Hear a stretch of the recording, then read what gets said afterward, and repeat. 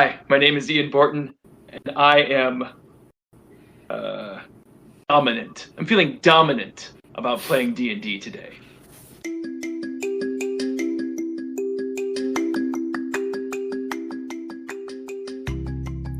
This is Chat Dragon, a talk show and actual play podcast about sci-fi, fantasy, and the world's most beloved game of make-believe, Dungeons and Dragons. My name is Jared, and I'm your host. I am a newspaper reporter by day and a dungeon master by night. I decided to start this podcast for purely selfish reasons, and that is to have a reason to talk to interesting people about interesting topics all through the lens of D&D. Each episode, I talk to friends, family members, and tabletop role-playing creatives about this beloved hobby. The conversations are driven by dice, and the games driven by our imaginations. This is Jared from the Chat Dragon podcast. Today I have a guest here. It is Dr. Ian Borton. Is that correct? Correct. Dr. Ian Borton from Aquinas College. He will be playing some D&D with me this evening. Ian, how are you doing this evening? I'm very excited about this. There are a few things I would rather do than play Dungeons and Dragons, and this is gonna be an adventure. It always is an adventure. I'm trying to call up my inner trash talker. Do my best to portray Marigold Thundercrack in the upcoming adventure. So, Ian, we have never met before. My last two guests I've had on the show was my brother and my cousin.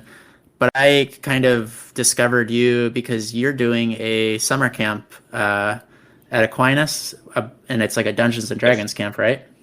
It's a Dungeons and Dragons camp. It's the very first time we're able to run it. And yeah, we're going to go through how to be a DM, how to do what you're going to do tonight.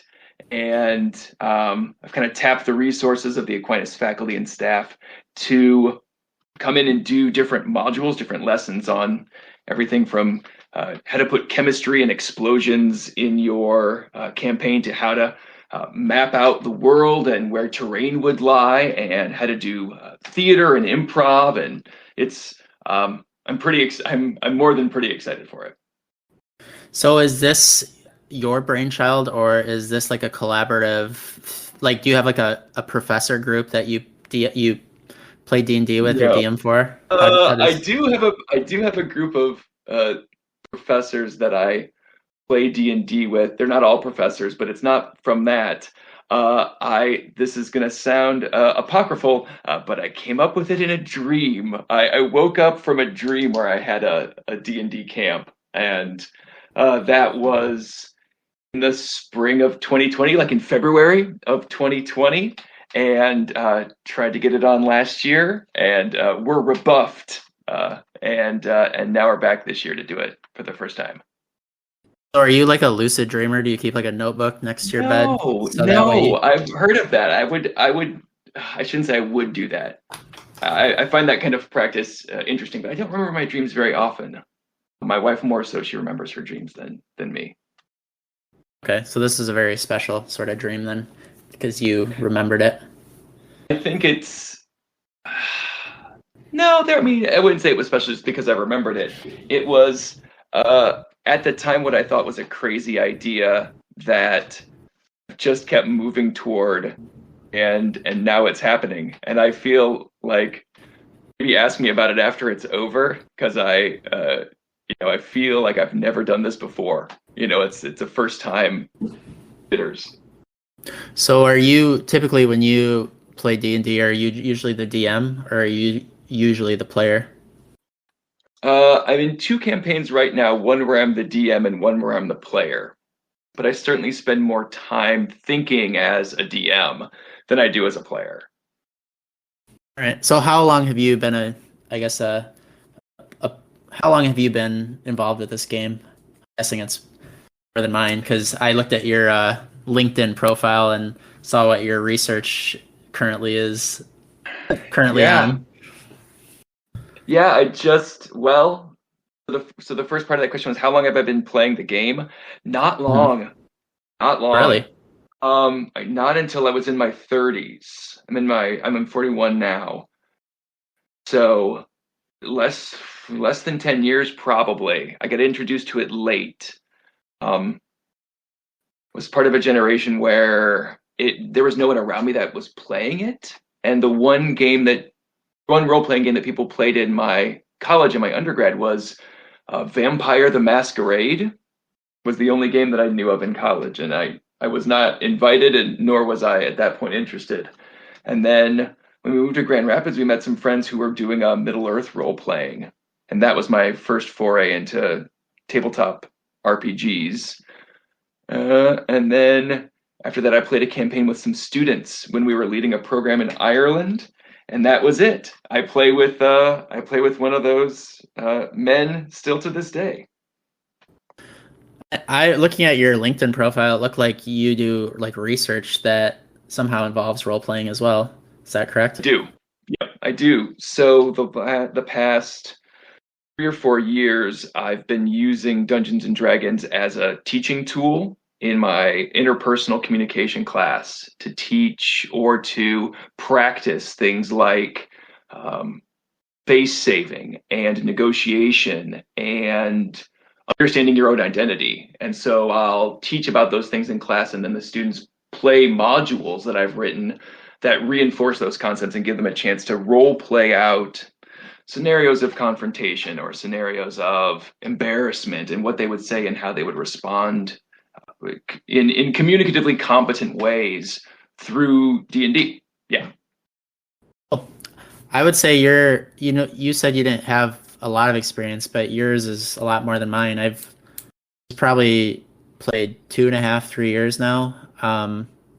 Always something I wanted to play, but I had this weird like dual identity where I played sports like through all my life, but I also was really into nerdy things, and so I just didn't have like the right mixture of friends that were be interested in this sort of stuff. My dad played D&D when he was younger, and I got involved in like a board game group, and they started playing a little bit, and the pandemic happened, so I became a DM just because it was like the only way to keep playing. And now I'm roping all my relatives and close friends into doing it with me. So that's good when you can get people impassioned by your passion. I invite people constantly. Perhaps too much. I hope I don't annoy people with my invitations to play D&D. Nope. I'm sure, I feel like it's something you have to try at least once. Once you've tried it once, then you can decide if it's for you or not. But I think people would be surprised at how much fun it can be.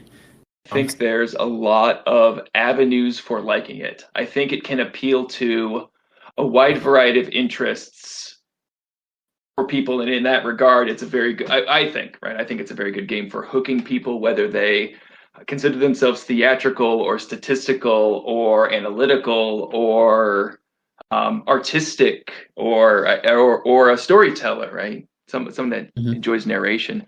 I just think it has a lot to offer, and camaraderie and sitting around with your friends, which is inherently pleasing, right? Enjoy the presence of people you care about and are cool. Sure. And sometimes it's just eat a salty snack. That's what I was say. Sometimes it's just a good excuse to, drink a beer and have a pizza. So yeah. Anyway, yes. Yeah. So today we're gonna be continuing the show's campaign called the Sidekick. I'm not sure how familiar you are with different rule sets like Fate RPG or Dungeon Crawl Classics. Sidekick takes a little bit of inspiration from some of those rules. It uses a little bit of homebrew, mostly from Fate. Are you familiar with Fate at all? Have you played that before? Yeah. I played Spirit of the Century, right? That's Fate? I believe so, yeah. So just in the sense that, when we send you the link to the map that we're going to be playing on the VTT, we'll be kind of creating aspects together. And then those aspects are things you can use as bonuses and stuff on your rolls. Got it. But just to kind of I guess start off. I have a little bit of a kind of like a intro. So it's just to kind of intro into this campaign. So previously on the Sidekick, our hero Todd the Heroic and his sidekick Marigold Thundercrack found themselves in conflict with the pirate captain Jason St. Josephine inside the Black Eye Tavern. The conflict arose after Todd managed to offend the honor of the barmaid Mary McClintock through some unwanted advances. Jason St. Josephine, a scoundrel who on most occasions would think nothing of the offensive actions, took it upon himself to defend the woman's honor due to the fact that she was also his half-sister. Information that was unknown to our hero at the time. Managing to dodge the whooshing blade intended to take off his head, Todd heroically escapes the ensuing battle and commands Marigold to handle the situation with the fearsome pirate captain. Stepping up to the plate, Marigold battles Jason St. Josephine one-on-one as Todd valiantly hides underneath the barroom table. Marigold appeared to be getting the upper hand on the pirate captain, but Simeon, Jason St. Josephine's helper monkey, leads a crew of pirates back to the tavern to aid his master in combat. 3 pirates return with the monkey, knocking out the fearsome Todd the Heroic and taking him hostage. Without hesitation, Marigold sets fire to the bar to provide a distraction for escape. He manages to flee from the battle with Jason St. Josephine, but burns a hand and some hair in the process. However, escaping one battle leads him into the next. Marigold faces down a would-be kidnapper, only to make short work of the villain who managed to defeat Todd's captor and escape the tavern intact with the unconscious employer. However, as much as the fire worked to the advantage of our fire-happy sidekick, it also worked to his disadvantage, drawing the attention of the local law enforcement who thereafter put Marigold in a pair of shackles. So that's just kind of a summary of what sort of happened in the last episode. So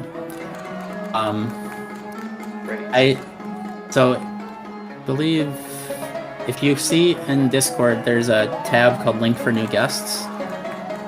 If you click on that tab, that'll be our VTT. We use something called Owlbear Rodeo. I'm not sure if you're familiar with it or not, or if you use VTTs in your own games at all.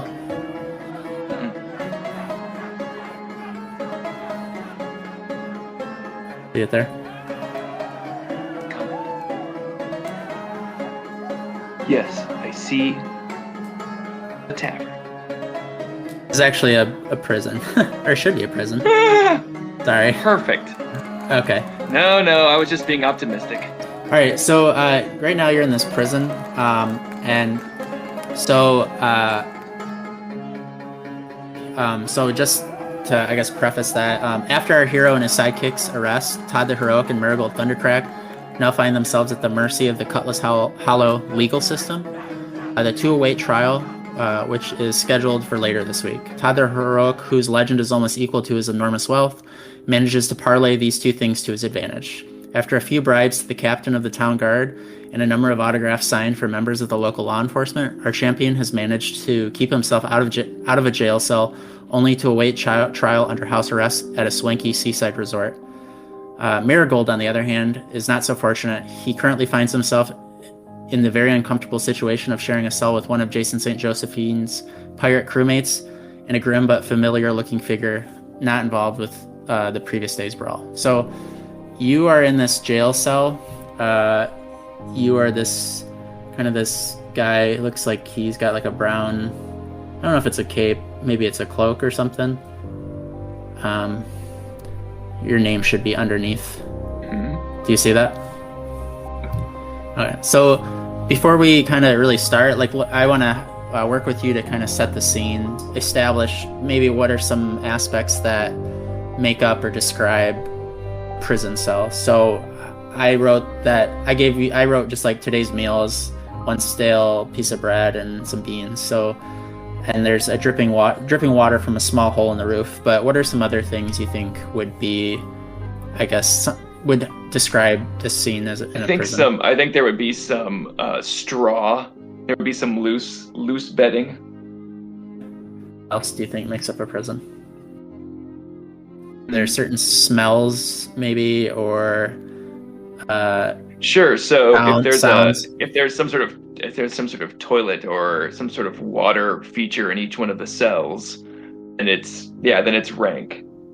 about the sounds? Do you think there's specific sounds that are, or Well, sounds that are specific? you said dripping water. It's probably pretty echoey, so I bet it's easy to hear but it's pretty echoey. Okay. Right. What do you think about the bars on the prison? Do you think these are new, like stainless steel bars? Are they old? Have they been rusted through? I don't know what kind of town I'm in. I guess what's the general economy of this city that I'm in? It's a port town. They get a lot of sailors and pirates coming in. So, I guess you could. I guess it's like a Grand Haven, maybe. I'm thinking of where I work at. That's on the water. Their economy is based on just people coming in with like loads of. I bet they're pretty good. Because I bet Okay. they get a lot of rough and tumbles. I bet it's not a junk hole. Okay. What do you think are some, maybe looking around the cell? What do you think are some defining features on the cell? Do you think there's stuff written on the wall, or any sort of unique markings, or that would set this apart? Posters? I don't know. I mean, there might be marks on the wall, like low by the bunk. You can see somebody marking it. What do you think that those marks would say? Oh, they would just probably signify the passage of time.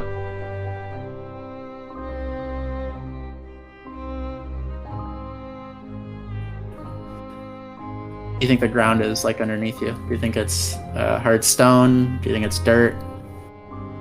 How would you describe it? I bet it's so. I was picturing hard stone. I was picturing because if it's a pretty good jail cell, or it's newer, and the bars are newer, it's built on something solid. Okay. Okay. I think we have a pretty good idea of maybe what this place is kind of like. Am I underground? What's the lighting like? I don't know if we've talked about how light it is. No, I would say you're not underground. The lighting is, you probably have a window looking outside.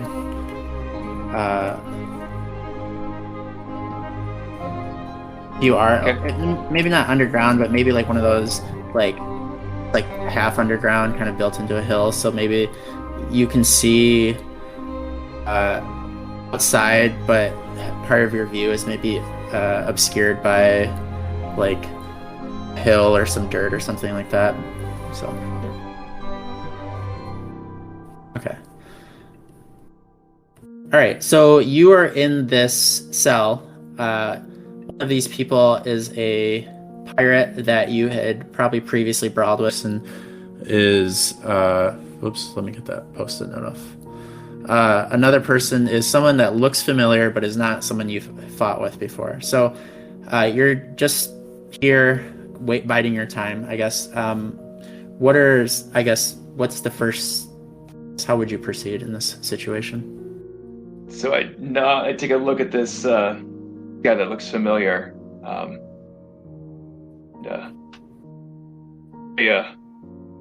mean to be stepping on your toes or anything, but like I've seen you around. Yeah, so the guy, he acknowledges you, and he goes, "Yeah, we met about 2 years ago." So he establishes that you've had a relationship. You met 2 years ago. So I guess kind of trying to fill out some of this backstory for this guy. Oh, and he introduces himself as Alejandro. So you guys met 2 years ago.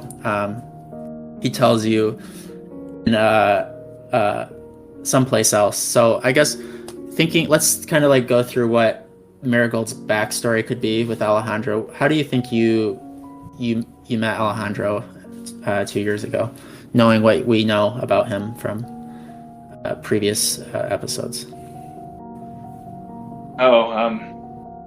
Well, a couple of years ago, Alejandro and I were in an improv troupe. It was like less of a troupe and more of a class. We were improv classmates.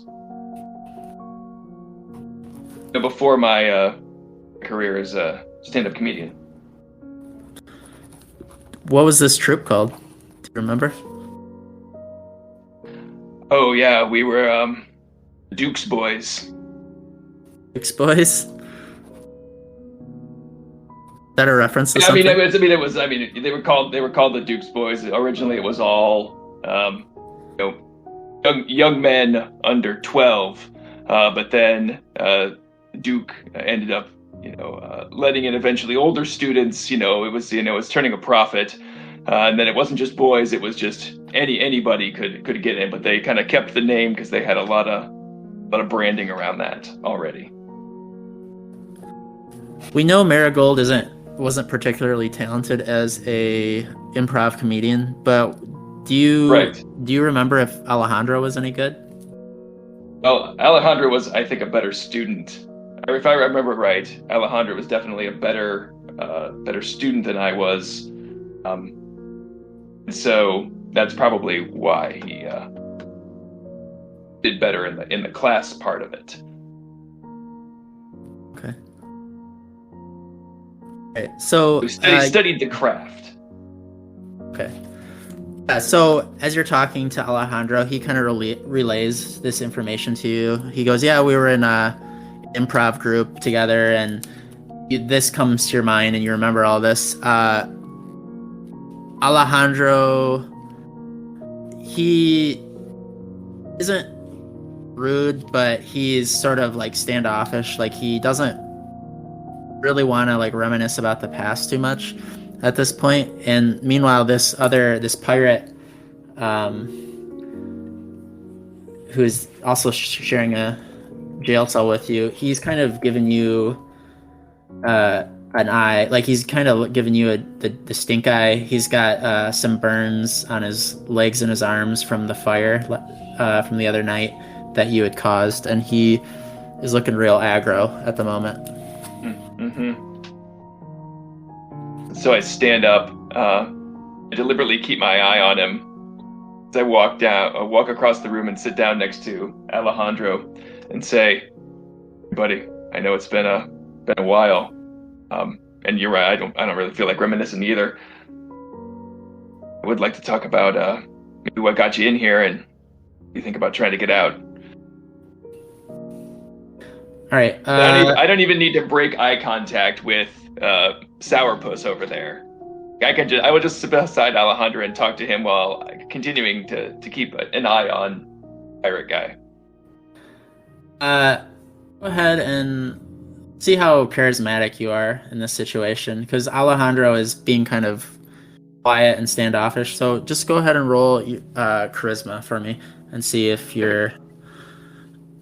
Crazy question. How do I roll in this app? Oh, sorry. The first roll. There is this little square box to the right of party. See that? Yes, I do see that. Click that. Look at that. Yep. You'll just roll your d20 plus charisma. Plus charisma. That's what I need to find my character. Yeah. It's like a 0. It's a 0. It's a 12. All right. So Alejandro, he isn't willing to share his full story with you, but he's willing to kind of provide you with enough details where you can kind of get the idea, or based on some rumors you've known about what's going on with him. So he tells you that he was arrested because he was seen spending some gold marks that were minted 25 years ago and have been out of circulation for about that long a time.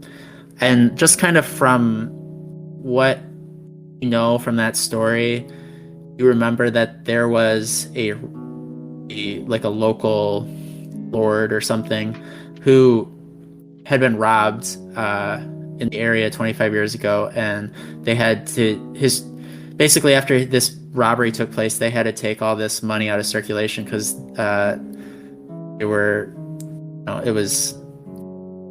I'm trying to think. It was like a significant amount. So it was a woman. Her name was Deborah Cooper,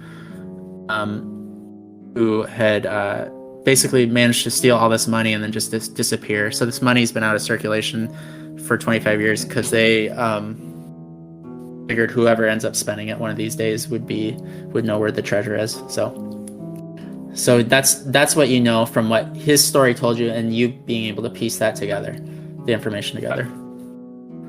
Right. Well, I'm in something of a pickle myself.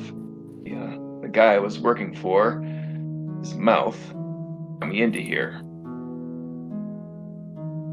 I don't know what's next for me, but you got designs on getting out of here. You want to wait your day in court. Alejandro, he looks over to the pirate guy who's kind of giving you the mean eye, and he asks what his problem is, and the pirate he tells Alejandro that you're his problem, and he points to the burn marks on his body, and he said he's the one that gave me these. Your own poor judgment, working for the wrong guy and not getting out of the way fast enough, got you those, bub. Take a look in the mirror. Blame that chump, not me. And the pirate, he kind of gets up in your face, and he's like, "What'd you say?" I call for the guard. Right. The guard wanders over, and he starts kind of beating his stick against the jail cell, and he tells you guys to break it up, or else one of you is going to get thrown in the hole. So then the pirate kind of backs off. This guy's coming up on me, boss. In my face. Pirate says, "I don't have a lot of sympathy for arsonists." And Alejandro, he's going, "Wait a minute, you're the arsonist that burnt down the tavern?" I was trying to put out that fire. I told you, my dumb boss got me into it because he couldn't keep his mouth shut. It just took off from there, and hired to do a job. I was doing a job, but you heard wrong. So, do you think this is Marigold's first time in Cutlass Hollow? Or do you think this is he's been here before? In this jail cell? In this jail cell, just in this town before. Do you think he's been here before? Feels like it. Feels like he's not unfamiliar with how to take this situation. Okay. The guard, he gets pretty frustrated with your conversation about. He seems pretty upset that you're like kind of not you're kind of trying to act like you're not the arsonist, and he calls for another guard who come and they grab you, and they decide they're gonna walk you into the hole, and the whole time they are talking to you about how the docks caught fire a few years ago, and how this town doesn't take arson lightly because that could screw it up their whole economy for a short while. So they're moving you to solitary right now. Move you to solitary.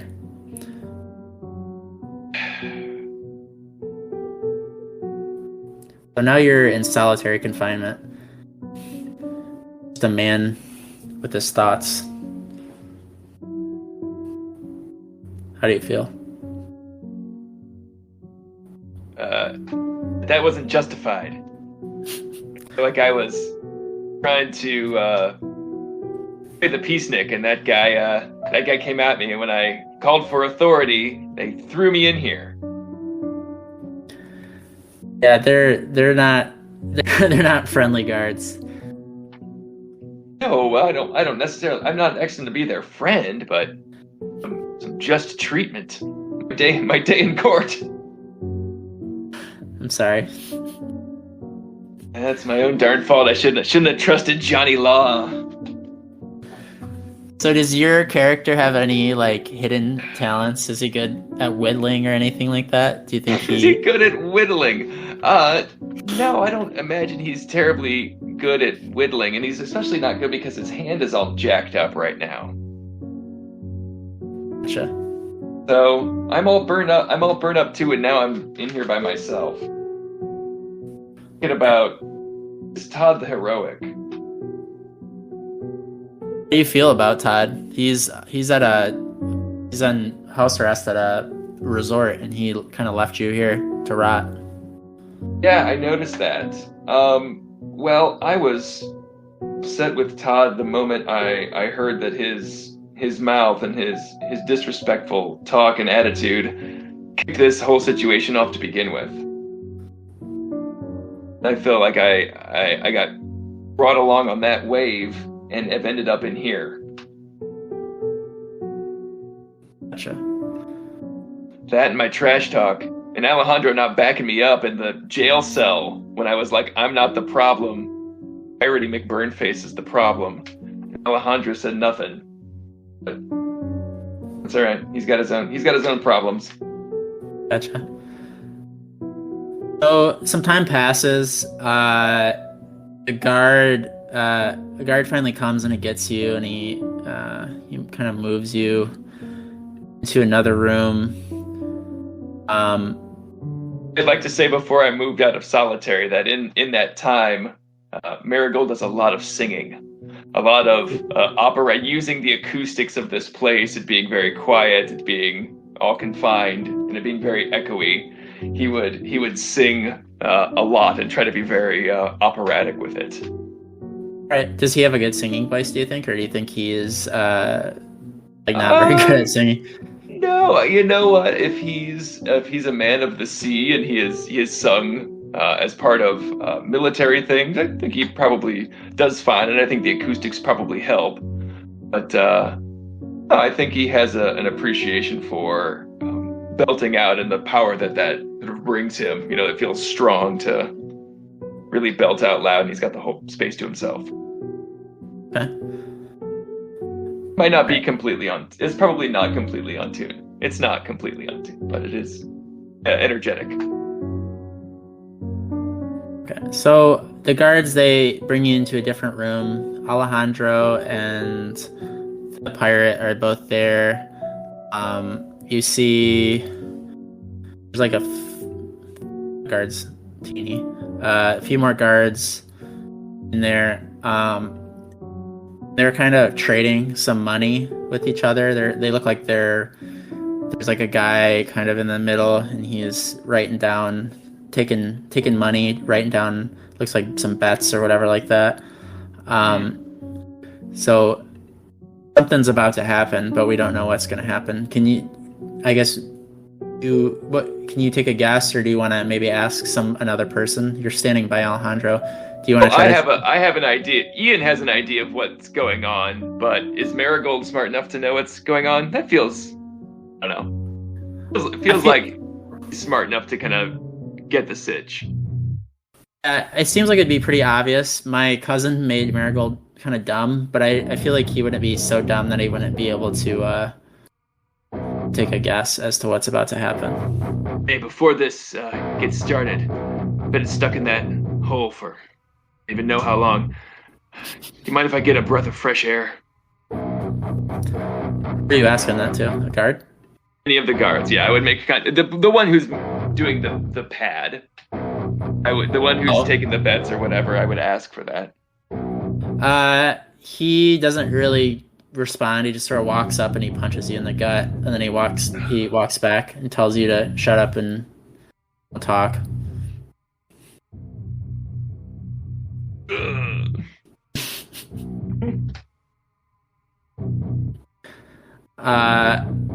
And then another guard, he's kind of to the left of you. He tells you kind of what's about to happen, just explaining that they're about to make the prisoners fight, and they're basically taking bets. Maybe he doesn't tell you that. Maybe it's obvious, but just for the sake of the listeners, so that way they know what's about to happen, we're creating a scene where these guards look like they're about to betting on prisoners who are about to start fighting. So yeah, right. I start stretching out. I start loosening up.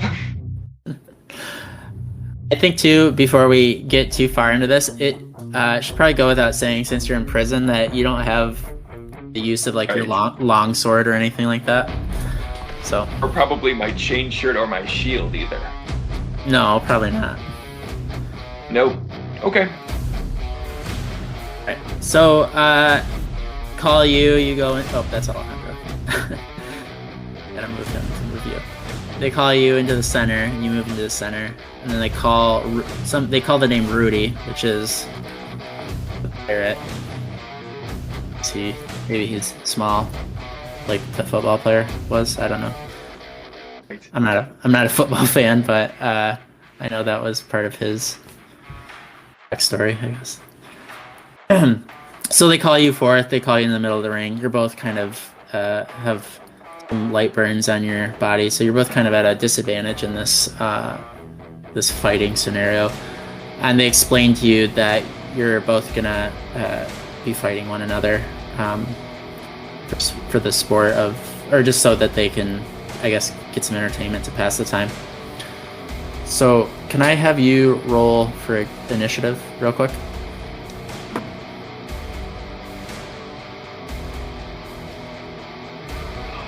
That was almost 20. 15. All right, so Rudy got a 3, so I guess you're gonna be doing some fisticuffs or some martial arts or whatever. So you're gonna get the chance to attack first. This is kind of like a anything goes fight. So if you want to wrestle them or grapple them or punch and kick, it's totally up to you. Do like a Bruce Lee, Enter the Dragon, and throw some sand or something. Yeah, if that was one of our aspects. Actually, so what I would do is, can I just say I want to tap one of the aspects that we mentioned? So if you can think of how to use that, when you roll, you'll just add +2 to your roll to make it more successful. Unless it's like something that you would use as a weapon, then maybe we add +2 to your damage or something like that. All right, you tell me, because so am I just up to go? Yeah, go ahead. You have first shot. All right. So you said there was the remnants of today's meal. I would want to grab the tray, whatever that was on the metal serving tray, and just wing it right at this grumpy pirate's face. Okay, so let me think. I'm trying to think what the rules would be for that. You probably roll a D20 to a dexterity mod, I think. I think that's how an impromptu. Got it. Okay. 14. 14? 14. Okay, so then I think the damage, for hand-to-hand stuff, it's 1 plus your mod. So what's your dex mod? But what's the damage for a cafeteria tray, though, Jared? I don't know. Let's say it's like a D4, maybe. I don't want to get... D4 is a 3. A 3? A 3. Okay. Wait a minute. I have the wrong stats up. Just a minute. Let's make sure you actually do hit him, because I pulled up the wrong person's stats. I assume that I'm back up to full health. No, you're still at about 22 from the night before. You're pretty beat up. There wasn't I guess that's one thing I should mention for people who... Military confinement wasn't a recuperative time for Marigold Thundercrack? I would say it was probably stressful. It was fractured sleep. Fine. All right. That's one thing I should mention. In this game, we don't do saving throws, and healing is a little bit harder because I want to make the consequences more severe, so that way when people play, they have to think about what they're passing on to the next player. You know what I mean? So absolutely. Hey, I'm ready. Whatever, Jared. I trust you to be fair. But I'll be put through my paces. I don't bulk. I also know you probably know the rules probably better than I do, so I don't want to. Hey, it's your game. Whatever. And then on my movement, I think I would like to move toward the window, like put the window to my back. Okay. So let's say the window it's got to be probably facing this wall somewhere.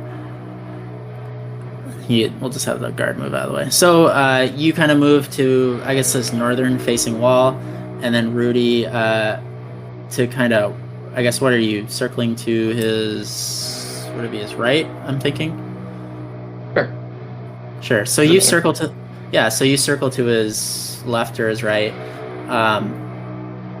and he's kind of on wobbly legs. In the fire, he actually burned his legs, so he kind of can't immediately turn to face you, but he goes to swing at you, and he's gonna have disadvantage because he's on kind of weak legs.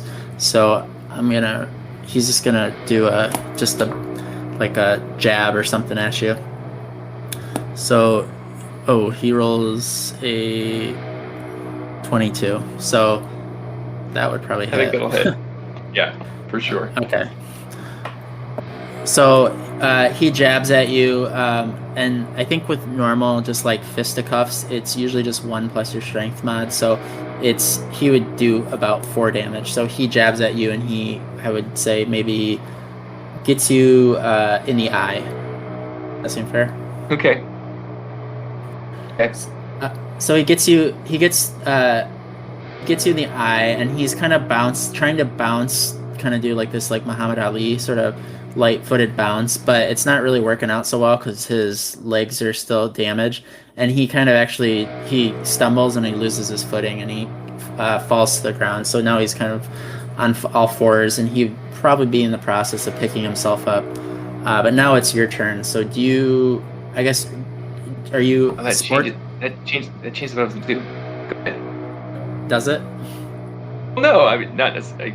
Just said I wasn't expecting him to fall. What did you ask just before that? Oh, I was going to ask, are you kind of a sportsman, or are you someone that takes advantage of someone's, like when they show some sort of weakness, Oh, gosh. This is no holds barred. Right. My reaction as Marigold was to run forward and knee him in the face as he's down on all fours, as he's partially getting up. Like, that was my instinct. I will do that. I will follow that. I will try to do that. Okay, so go ahead and roll with advantage. He's on all fours, so okay. You just add strength, I'm guessing. First is a 12. Second. Wait. Second's a 17. The way this rolled is strange. One of the rolls can adjust the other if the dice hit each other. It's interesting. Oh, that's weird. Okay, so what I should do is I should clear it each time. Yeah, I have my dice aside of me, so I can just roll like the physical dice because it feels nice. That would feel nice. You know what? There's one. I got it. Okay. So for the first one was a 12 and a 17 plus strength.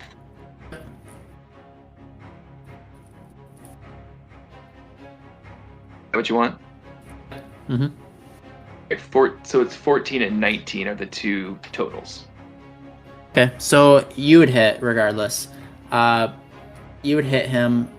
It would be 1 plus was your strength modifier.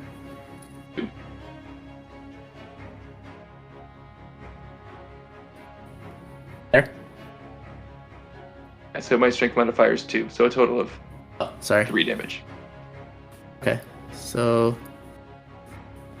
so you get him. Where do you? I guess when you hit him, are you slamming your knee into his face, or are you hitting him? Yep.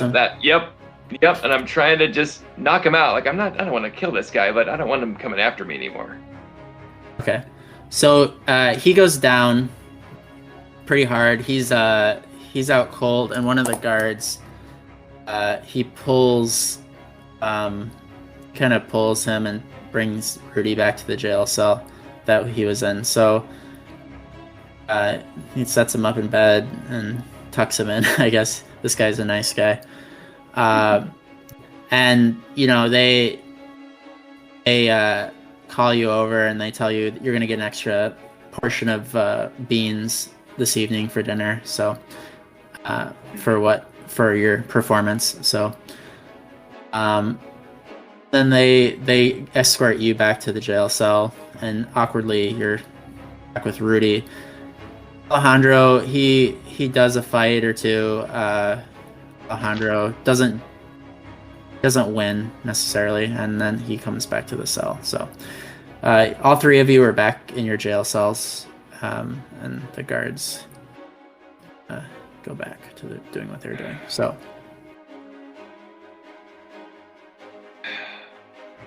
that was barbaric. Sorry.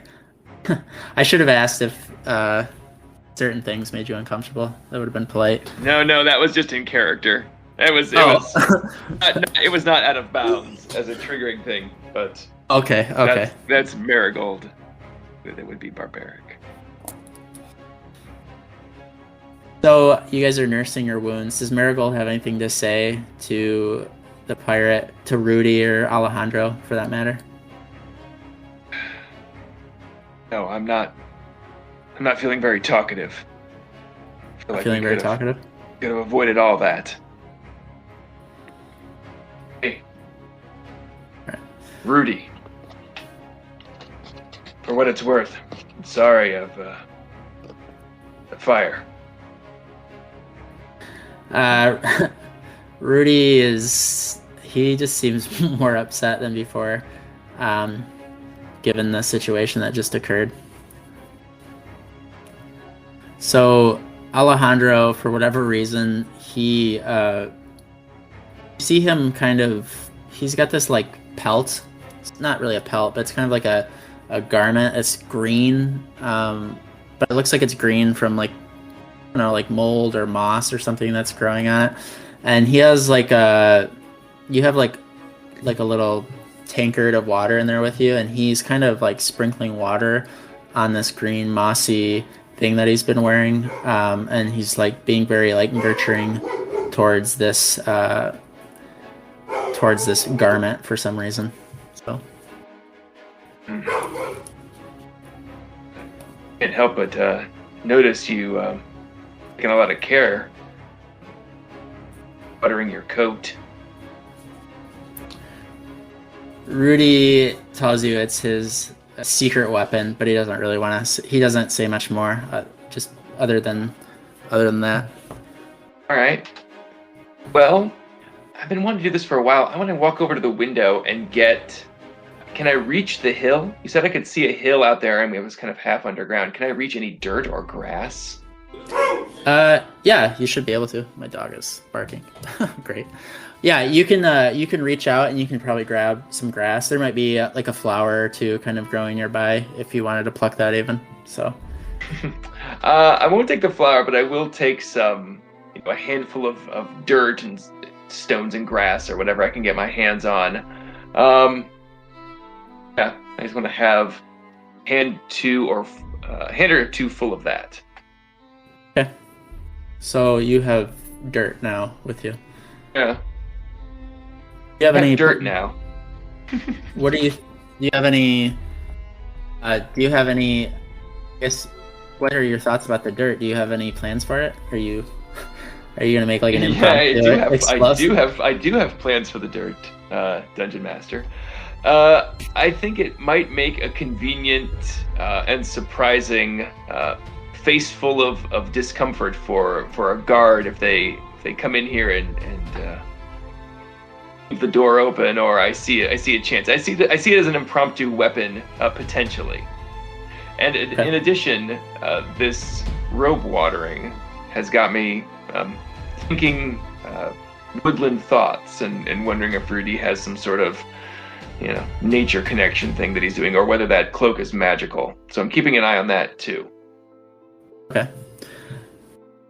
So some time passes.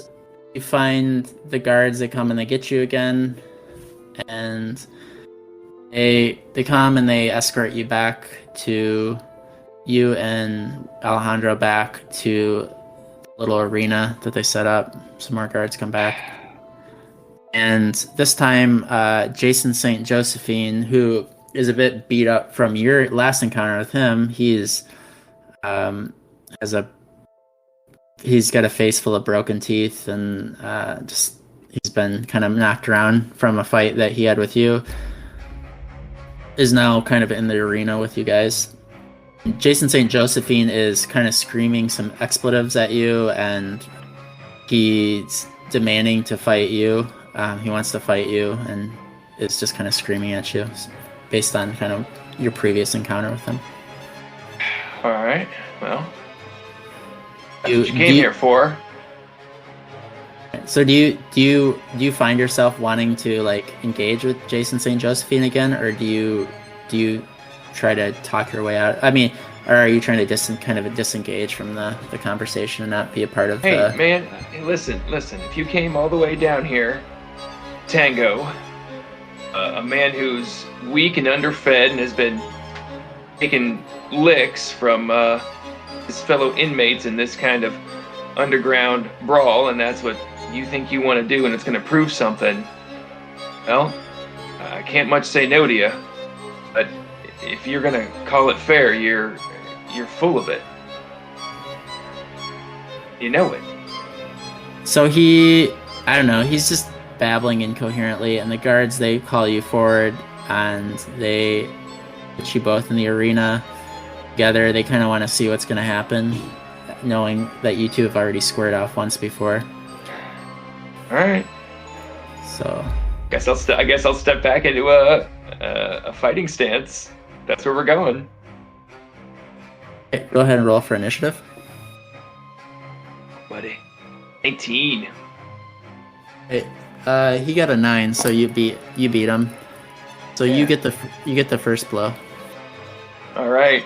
I want to throw my dirt right in his dumb rich boy face.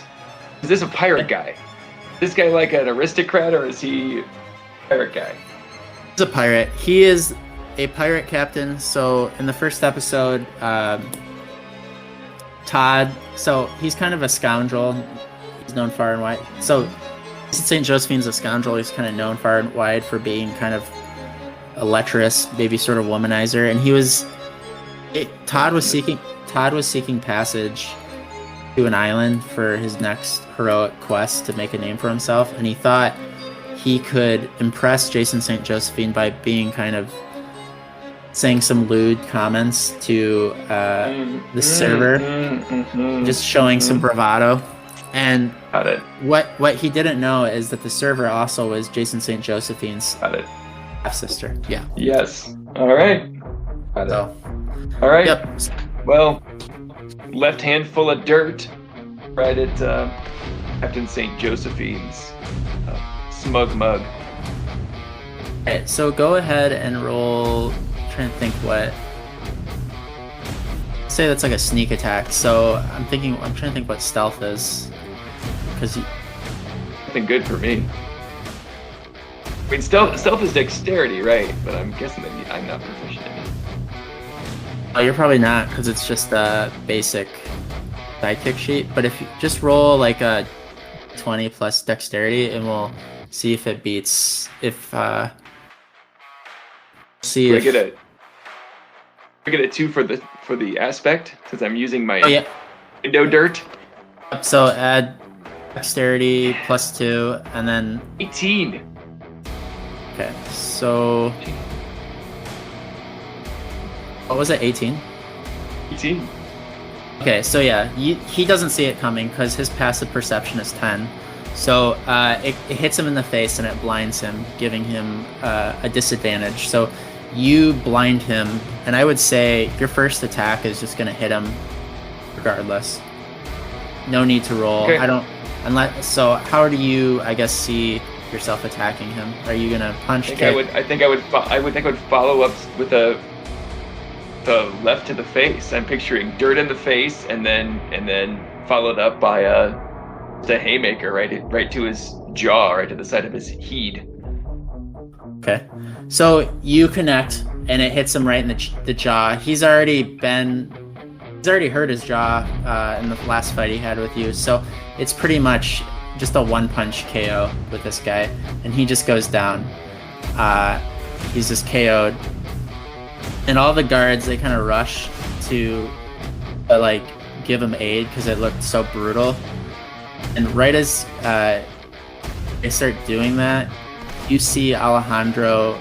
Not that they're all distracted. Alejandro, he licks the cloak or whatever that he's wearing, the green mossy cloak, and he goes into a sort of berserker rage, and his eyes roll back in his head for a second as he's being summoning some sort of powerful spirit, and then his eyes come back and his pupils are dilated, and he just kind of just starts throwing haymakers. He's just a berserker, and he's just beating on these different guards. He's taking them all on at once, and just kind of fighting them, and he manages to get a key from one of them and gets the door unlocked, and he just kind of books it out of the building, and the guards start to follow after Alejandro as he's sort of running for the door, and they pile on top of him. And so right now this door... Oh, sorry, go ahead. No, all right. So I would immediately, if it's my turn, you're done with your description, I would, as quick as I can, not spending much time on it, pat down Josephine's body for a weapon or gold or rings or jewelry or anything like that real quick as I'm following up Alejandro. And I would be hot on the heels of whatever's going to get me out of this place. ASAP. All right, so you're looking for stuff on Jason St. Josephine. So go ahead and roll a... where would that be? Probably investigation, I'm guessing. Right? Seems about right. So go ahead and roll... Is that plus wisdom or plus intelligence? Plus intelligence. Alright, it's a 10. It's a 10?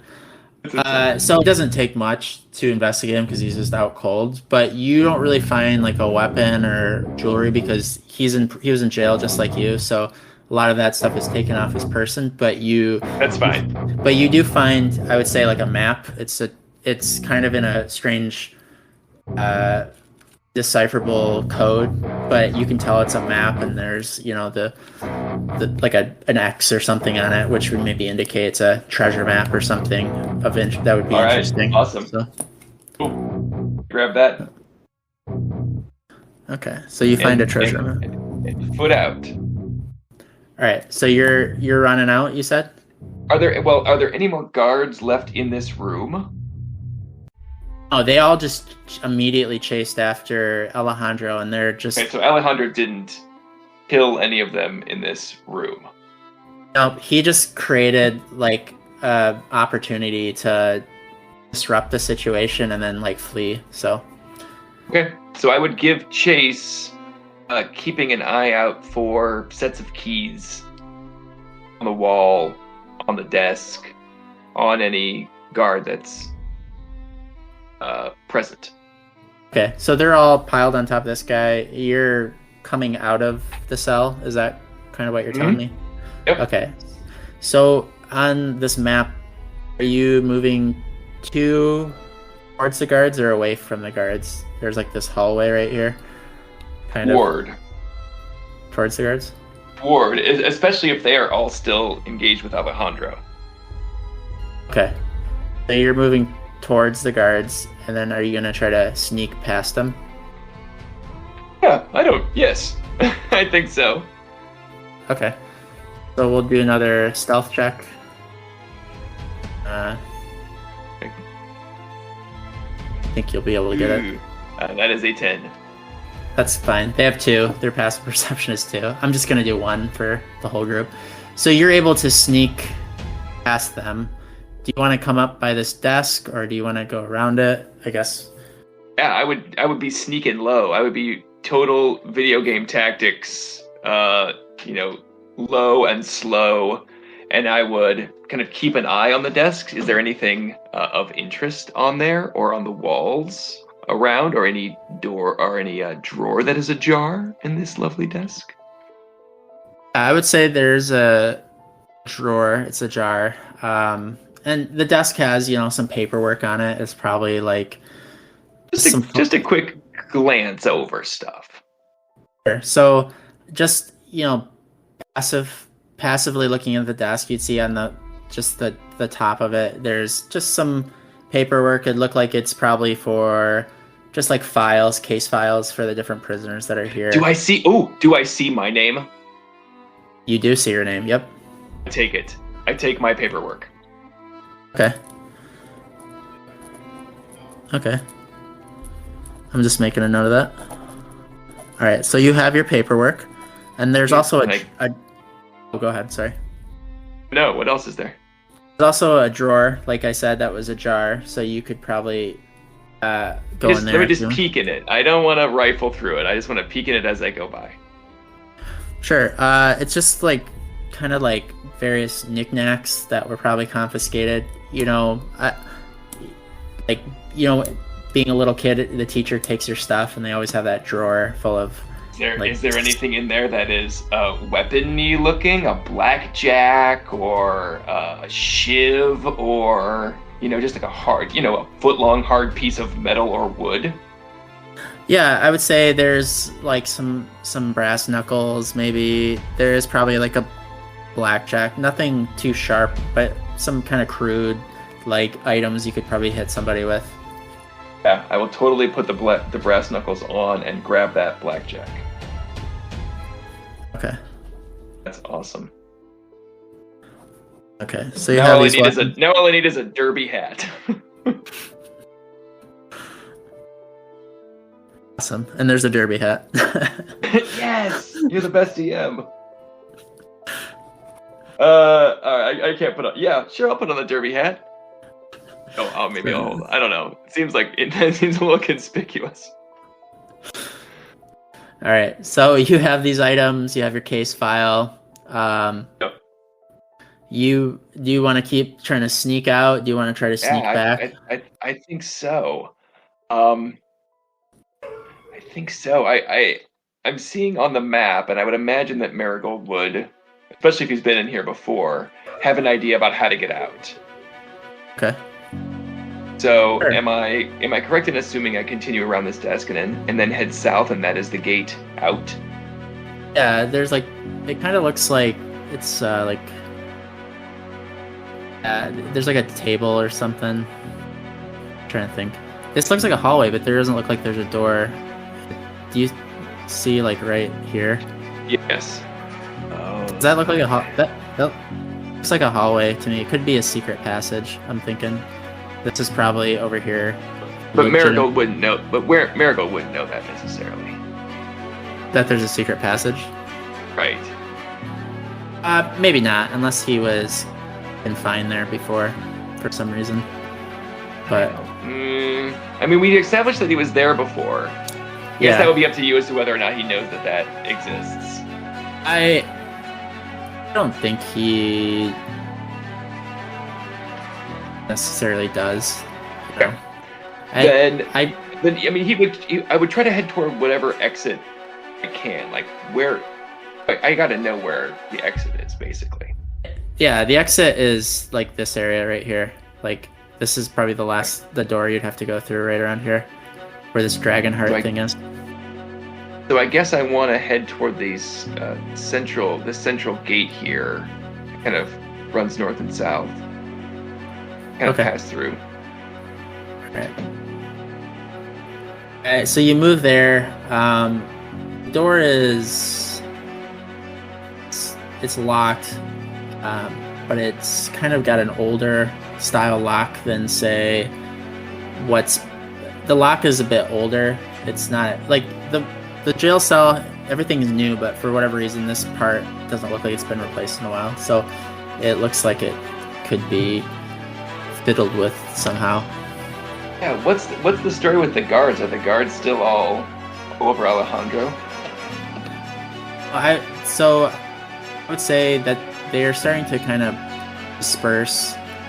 They're kind of going back to where they were. So maybe this guy's I guess I gotta just go forward then. Go forward, like back, and try to muscle this door. Okay. So go ahead and make a strength. Well, do you have athletics on your sheet? Yeah, I've got a +4. Okay, go ahead and do a strength athletics. See if you can kind of put some shoulder behind it. That's all right. That is a 19. All right, so you put enough muscle behind it where you kind of break it off. You kind of move it on the hinges a little bit, and it creaks a little bit and gives you just enough room so that you can slip through it. You know what I mean? It doesn't just break the door off, but you get it to move just enough so you can sneak through. Perfect. All right, so you sneak through. I move on through. All right. And we'll say this door is unlocked as well. So you are pretty much home free. All right, I want out. Right, and then you escape. So yeah. that concludes our actual play of the Sidekick.